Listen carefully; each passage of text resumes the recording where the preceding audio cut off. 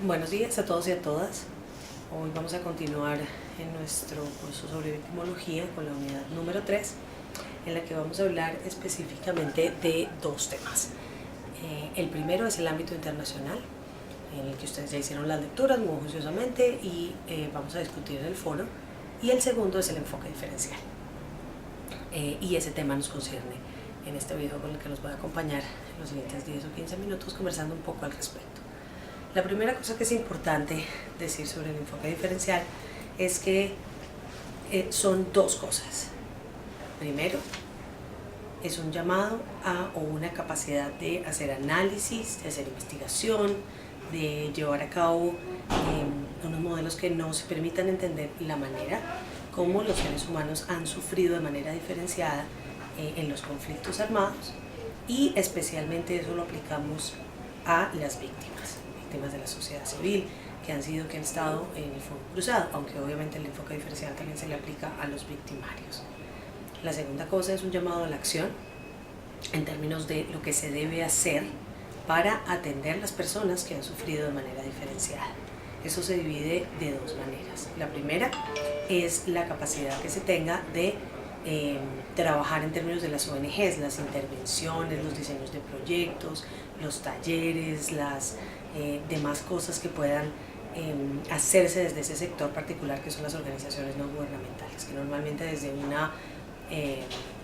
dinero que les facilita la cooperación internacional o los mismos países, etcétera, comienzan a trabajar y a diseñar proyectos para enfocarse específicamente en una población y en una manera determinada como las personas han sido victimizadas. La segunda son las acciones que están enraizadas o que están determinadas por la política pública. Las políticas públicas, como ustedes saben, son propias de las naciones, son propias del Estado y el legislativo las define.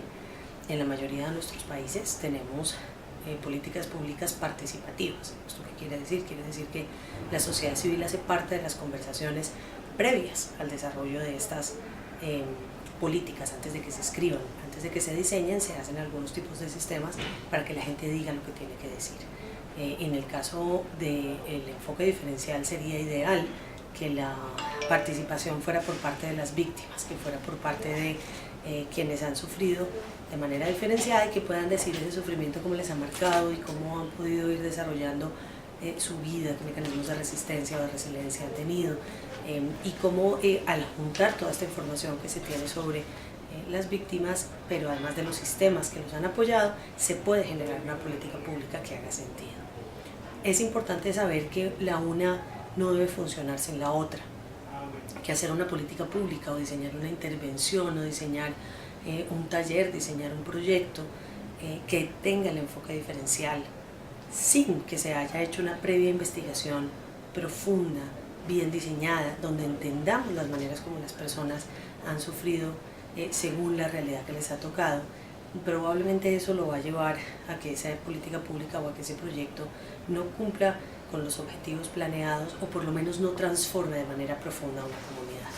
Porque en últimas uno de los objetivos que se tiene cuando se está hablando de trabajar desde el enfoque diferencial es que cuando yo entiendo la manera como ciertas poblaciones han sufrido de manera particular, puedo empezar a transformar, a manejar, a administrar, si se quiere cambiar las condiciones sobre las cuales ese sufrimiento se dio, que normalmente son condiciones estructurales o culturales.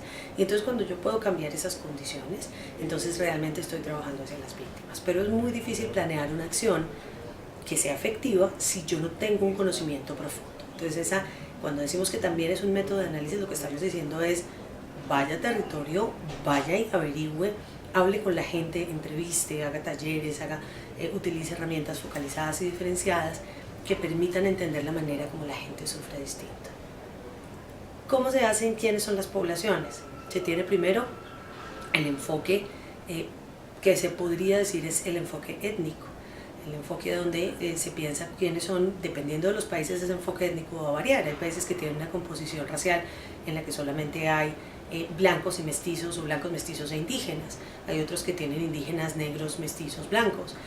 Bueno, cada país en América Latina en general y en el mundo tiene diferentes composiciones raciales, pero pensar a qué etnia se pertenece, y en muchos casos las minorías étnicas han sido profundamente vulneradas en el caso de muchos de los países de América Latina y en los casos de los conflictos armados, sobre todo los que tienen que ver con extracción de recursos naturales, las poblaciones que más han sido vulneradas han sido las negras y las indígenas, aunque obviamente los campesinos mestizos también han sufrido muchísimo.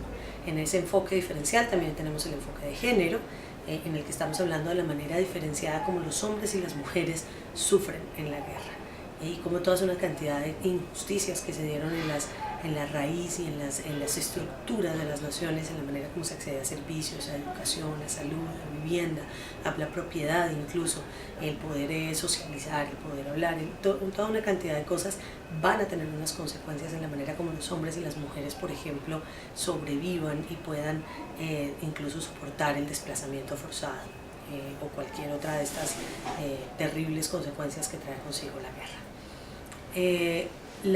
El enfoque de género también incluye, o en algunas, depende de la escuela que ustedes tengan, uno podría decir que hay un enfoque de género y un enfoque de orientación sexual. En algunos casos los juntan, en algunos casos los separan. En términos del enfoque de orientación sexual estamos hablando de cómo la comunidad LGTBI, la comunidad de lesbianas, gays, bisexuales, transexuales e intersexuales, han sido afectadas de una manera particular para efectos de la manera como la guerra les causa un daño por ser o pertenecer a esta comunidad, por ser LGTBI. Entonces, por ejemplo, las personas son echadas de sus territorios si son lesbianas o gays, o si son transexuales, las personas que van a ejercer un control territorial basado en el terror se burlan de ellas y las hacen escarnio público en las plazas, ese tipo de cosas. Entonces también orientación sexual es importante entenderla dentro del enfoque diferencial. La cuarta es el enfoque etario, y eso tiene que ver con el ciclo de vida de las personas, tiene que ver con la niñez, la adolescencia, la juventud, la adultez y la adultez mayor. Esos son los 5 momentos. En prácticamente todos los casos, en términos de legislación y política pública, los niños, las niñas y los adolescentes están protegidos por la ley, están protegidos de manera muy particular. Debemos aprender muy bien cómo ha sido el sufrimiento, pero por ser sujetos de especial protección constitucional, no solamente en Colombia, sino en la mayoría de los países latinoamericanos, digamos que ellos tienen garantizado de alguna manera por lo menos el entender de manera profunda cómo se ha dado ese sufrimiento. Sin embargo, otro grupo social que ha sufrido terriblemente es el grupo social de los adultos mayores, y este grupo no se ha entendido de una manera profunda cuáles son los sufrimientos que les trae la guerra. Entonces es muy importante que nosotros también nos empecemos a fijar cómo de manera diferenciada en el ciclo vital nuestros viejos han sido profundamente vulnerados. Entonces es importante que tengamos en cuenta todas las condiciones sobre las cuales se da el sufrimiento de la gente, como ya les digo, por razón de su etnia, de su género, de su orientación sexual o de su edad. Para la próxima unidad estaremos hablando un poco más sobre qué significa eso en las dinámicas nacionales. Muchísimas gracias.